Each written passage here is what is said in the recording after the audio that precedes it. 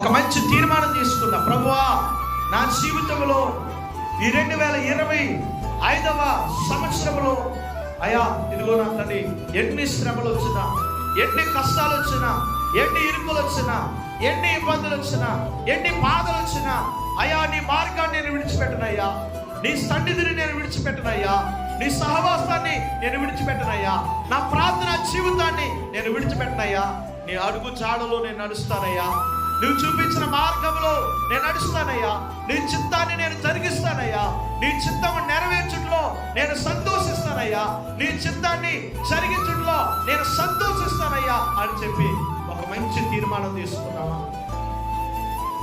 అయ్యా, నీవు నా కొరకు మరణించావు, నా కొరకు సమాధి చేయబడ్డావు, నా కొరకు తిరిగి లేచావు, నాకు నివాస స్థలం ఏర్పాటు చేయడానికి పరలోకానికి నువ్వు వెళ్ళావయ్యా. మరలా నువ్వు వచ్చినప్పుడు విశ్వాసములో నేను ఆయన నిలిచి ఉండడానికి, విశ్వాసములో నేను ఉండడానికి ప్రభువా నేను ఎదుర్కొనేటువంటి కృప నా జీవితంలో మీరు దయచేయండి అయ్యా అని ప్రార్థనాపూర్వకంగా తీర్మానం తీసుకుందాం.